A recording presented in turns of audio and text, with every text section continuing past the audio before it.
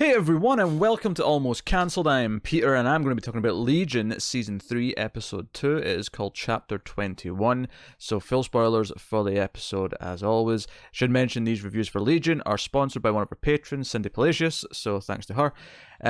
We are going to talk about this episode, and I say we, I mean me. Well, we including the audience, include the comments, I'm just going to adjust my camera just a touch, there we go.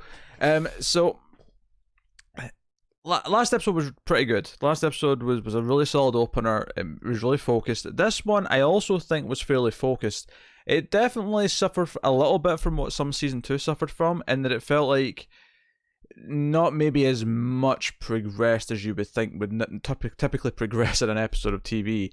But that's not to say that I didn't actually enjoy what it did, particularly the Carrie stuff, where the episode, at the start of the episode, switches with David, and he, wants to travel back in time, and she makes her door with her finger, and she goes in first, and then David tries to go in, and he can't. There's like a force field almost not letting him. And it was very reminiscent, of course, of when a vampire would try to go into a house that they weren't invited into in the hit television show Buffy the Vampire Slayer. That's what it reminded me of. But she's actually really, I think what stuck out to me in this scene with her character, she's very apologetic and is very sort of nervous with David. She's kind of like, oh, I hope you're not mad, please don't be mad at me, kind of thing. And he's not mad at her. He's quite calm. He's like, no, we have to develop your powers, we have to do this. And she's like, can you do that? And he's like, no, but I know someone who can. So which clearly sets up that we're going to be looking for Carrie. He's going to try and recruit him or whatever. And surely enough, we see him throughout the episode. There's a fun scene where they're interrogating the dude who was hooked last episode. They've got captured, and of course they've got a trapdoor at the bottom of their ship. Which, by the way, I don't know how much I talked about their plane last episode, but they have this ridiculous this ridiculous plane that's really fat, and they've got this sort of underbit that is a trap door where they can deploy hostages from, should they wish to dispose of them. But we get this fun little bit where Carrie's watching him on this really 80s retro computer graphics thing.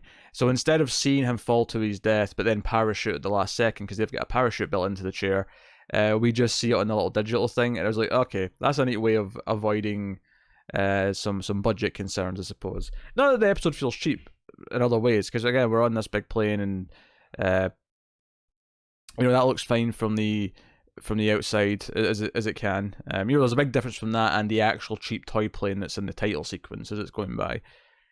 But they sort of use him to try and find where Lenny and David are, and he does interact with Lenny, who takes him to a dinner, an Alice in Wonderland-esque dinner party in a forest, basically to try and suss out what he's been doing, who's been speaking to, and what's going on.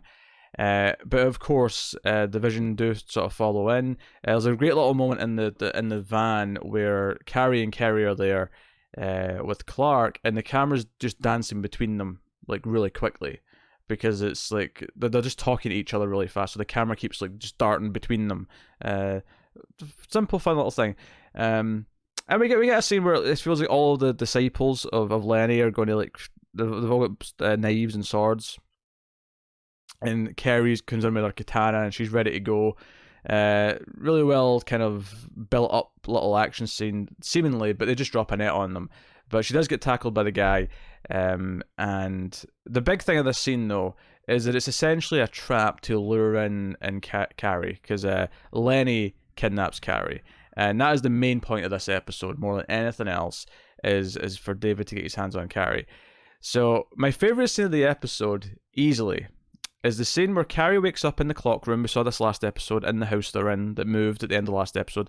There's a room with the big clock, and it was used to great effect last week with Switch changing time, so we saw the hands move. He's in there, and one of the disciple girls comes in to feed him, but he hides behind the door, and he does this thing where he he stays invisible to her by just remaining behind her at all times. So wherever she walks, it's very choreographed. Like he walks up, he stays behind her. He stays like an inch behind her the entire time. And every time she turns, like he just makes sure he's behind her. And then every time, and it just, it becomes a bit more playful where she goes to shut the door behind her, and he kind of like grabs it before it closes. He steals the spoon from her at one point on the tray of food, and he sort of uses that to like distract her by throwing it over the other side of the room. And to her, she never sees him. It's actually very reminiscent of some stuff in a film I love from Korea called Three Iron. I won't go into it in too much detail. I don't want to spoil anything, but I love that movie. And this scene actually reminded me of that. So I was all on board for this sequence. It was really fun, inventive, and it was showing Carrie in a different light as well. Where not normally, he's just a scientist dude. He doesn't get to impress us with some physical skills, but this felt like he was outwitting the person in the room, and using his brains and honestly his dexterity to to get out of the situation. So he kind of warned us off, but of course, he sees the big pig. I mean, I don't know if I mentioned this last week. Actually, there's a big pig that all these cultists are all like snorting in the fumes that's coming out of the pig. I don't know what's happening. It's Legion. It's weird, all right. Legion's weird. I think we've established this multiple times over the course of this show. But he ends up wandering into David's place, and David kind of appears, in the air and like comes down, and Carrie's very scared of him. And I think that was the big thing that I took away from this scene, is that Carrie the entire time is nervous and is scared that David might just kill him. And David kind of shrugs it off and goes, "I'm not going to kill you. Stop whimpering." But because David, of course, doesn't see what they did as something that was just. He says it's an intervention. He sees it as some sort of trial, and they have this debate. And I think there's a question here as to whether or not David, in the next portion of the episode, does something to Carrie's brain to convince him to want to help, or if Carrie by the end of the episode actually does want to help in some way. I'm thinking it's more that he's made him, because we go through this little section of the episode where we're in, David messes with Carrie's head, and we're inside his head, and he turns into Carrie, and we get this great sequence. Actually, there's a lot of standout sequences in this episode, and the one that I really liked as well, not my favorite, because my favorite one was the hiding behind the woman, but I really liked when Carrie ends up in Carrie's clothes and Carrie ends up in a version of her clothes. Obviously, they're different sizes, so they fit each other, but and they end up dancing with each other in these clothes, but they're arguing over who gets to lead, and the idea of who's who and all that. And eventually, Carrie turns into David and says, "Let me lead," which I think is clearly implying that he is, in his brain, making him want to help. Because after this scene, he seems to want to just go along with whatever the plan is. And this is where he meets Switch, who explains her power, explains the time corridor, or the time hallway, as she calls it, that we saw her walk through last week. Going up and down the corridor, you can go forward or back, and, time travel that way. And she demonstrates her door that she can do. But she can't take anyone through. That is the core conflict that we establish in this episode. And she's like, "I need your help to do it." And he's like, "I'll need tools, I'll need that." And she takes him back to the clock room where Lenny has all of his equipment ready to go. And we end the episode in this scene, actually, because, Lenny, which, by the way, Lenny, this episode has, I thought it was just a cane, but it wasn't until this scene I noticed that it was actually a hammer. Like the top of the, like, as long as a cane, but the top of the cane is a hammerhead. It's, it's a traditional, hammer. And interesting. I hope we get to see her use it. I'd be delighted if that was the case. So, she's asking all these questions, and she's like, "When?" And he's like, "When my solution is going to be fit?" Because he's theorizing different things, like, will it be an outfit someone has to wear? Will it be something else? And he puts on these headphones at the end and says, because when she's asking when is he going to, and he says, "To save the world." And that's when we cut to the credits at the end. So it's a really, really good ending, and he really seems to believe in what he's doing at the end. And part of me wants to believe that he does just see the appeal of like trying to save the world by like changing everything that's happened. That it won't lead to David destroying the world, which is still a threat. That was something we established last season, which is maybe one of the core faults of last season and this show as a whole. In some ways, is that felt like it almost overstayed its welcome by the end of the season, and we're still dealing with it. Now, admittedly, I didn't really feel bad in this episode with it. Like it wasn't like bogging it down by any means. But when they brought that up, when Farouk and Sid started talking about stopping him destroying the world, I was like, oh yeah, we're still doing that. We didn't solve that at the end of last season. We're still going with it. Because sometimes this show is so decompressed, and this episode is decompressed in what it's doing. Like in terms of like the core plot points of what happens, it's not a hell of a lot, which isn't necessarily a big deal or a bad thing. Always. This show, I think, just pulled that too much in season 2, and it got to the point where we got to the end of that 11 episode season, and I felt like we'd wasted a lot of time. This season's 8 episodes, so we'll see how the pacing kind of keeps up episode to episode. But going back to that Sid and Farouk talk, or even going back further, because Sid talks to David, she's kind of trying to contact him, and he contacts her, telepathically, if I could say that properly. And they try and have this conversation, and I do like this scene because it reiterates a couple of key things from season 2 that really need to be remembered. One of the biggest deals that happened in season 2, which we really spoke about at the time, was when he actually used his powers to make her docile and then had sex with her. And she outright says, "You drugged me and then had sex with me," and that is essentially what happened. It was not that dissimilar to drugging, with a roofie or whatever. Like because that was for us, I think, as viewers, certainly for me, was the moment where he undeniably crossed the line, where he sees it, because I always felt like he saw other people differently from himself, and he was starting to feel like he saw himself as more of a god, or at the very least didn't consider everyone else's like rights and privacy and their right to choose or whatever. That was the moment for me where he crossed that line, where no, he is fundamentally over the line, where I can't root for him anymore. And that was wrong. And I think anyone who's still rooting for David, like, and I know some people are, like, I can't just root for David. He has to learn what he did was wrong. Like, him accepting that has to be a part of the show, because he pardon me, he keeps trying to say to Sid that he's in love with her, and at one point he tries to put a memory of her in her head, and she's like, no, don't do that, like, you don't understand how that's wrong. And he doesn't understand how that's wrong. It's this show ultimately is dealing with someone who has a god complex, and actually has the powers to kind of utilize it. So no, very, very, very interesting. But it leads to the scene with Sid and Farouk, where and Farouk's introduction in this episode is really, really weird. He's in like a world of drag queens, and he's playing piano in black and white. It's a very, very stylish little scene. But he pops out when Sid comes to speak to him, and he suggests that this is going to be very difficult fighting David. Like he can keep seeing whatever we're going to do before we do it, because of the time traveler. They can keep going back and like fixing things and stopping whatever they were going to try, because David did reveal to Sid that she killed him twice before the timeline was changed. Obviously she doesn't remember that, because that ended up never happening, but he knows that she did, and he feels betrayed by that. He sees himself as the victim, as Sid puts it. And Farouk says, well, we have to stop her first, but it is worth mentioning, like, he's always going to see an army coming or hear an army coming.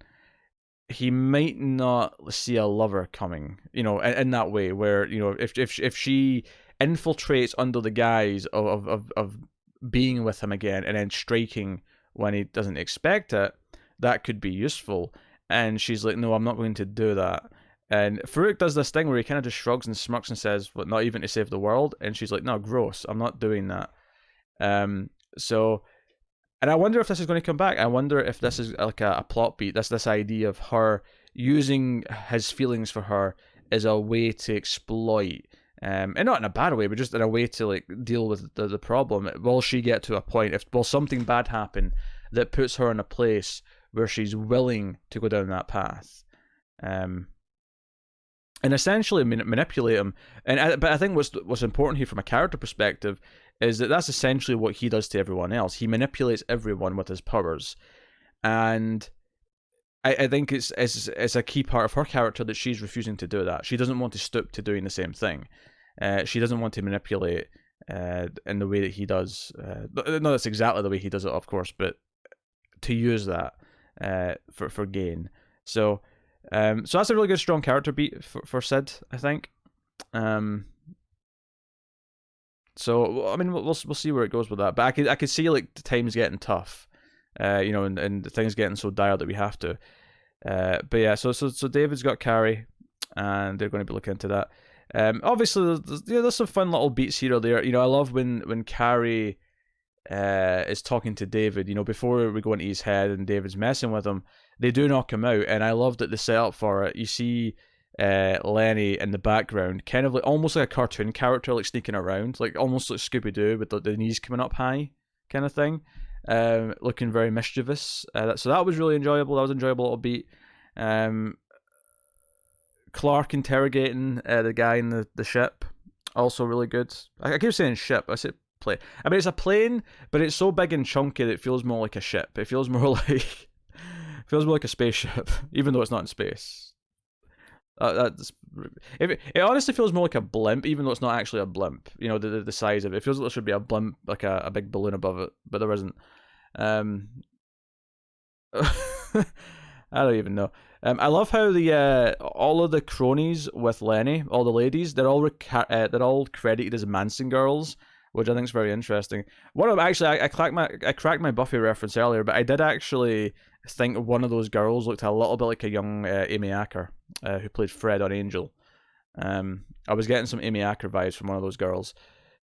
But no, I'm still going to switch as a character. This one definitely slowed down compared to episode 1, and it felt like the whole episode was really for one plot beat. That said, I did still enjoy it. I didn't feel like as full of a meal as last episode though. So we'll see if that continues. We'll see if episode 3 has more actual meat in it. Because I think that's something that season 1 did better. I really do. For the most part, anyway, than season 2. But like I say, I like most of what's in this episode. I don't think it's it's not as self-indulgent as season 2 got at times. So no, I'm digging it. So big things to take away from this is David's victim complex. He believes he's the one who's been targeted, and that he's doing what he's doing in self-defense and to save everything. And even the way he talks to Switch kind of like feels like that, where he's like, don't I deserve to be happy and be loved like everyone else? And he's kind of convinced her of that. So she's willing to help him. I think Sid's like standards and morals, holding fast, holding strong. I think that's another big deal in this episode. And then mostly just all the fun stuff with Carrie. I really liked all of his scenes in this episode. He's probably my favourite stuff, especially the hiding behind the person during the scene in the room. But that is otherwise episode 2 of the season of Legion. So let me know what you thought of this episode in the comments below. You can like and subscribe, all that stuff. You can get us on the Twitters at mailed_fuzz for channel updates. If you want to support the show financially, you can do that over at Patreon, patreon.com/mailfuzztv, where you can support us for as little as $1 per month and get bonuses, extras, and keep all the shows coming. The higher tiers, of course, you can get the TV, I can't remember what we call it, the TV tier. The $10 tier, which lets you sponsor one of the shows, much like Cindy Palacios does, which is why she's the sponsor of these Legion reviews. So that is us. So thank you once again for watching or listening. We always appreciate it. Keep watching TV, guys. Have you got any vanilla?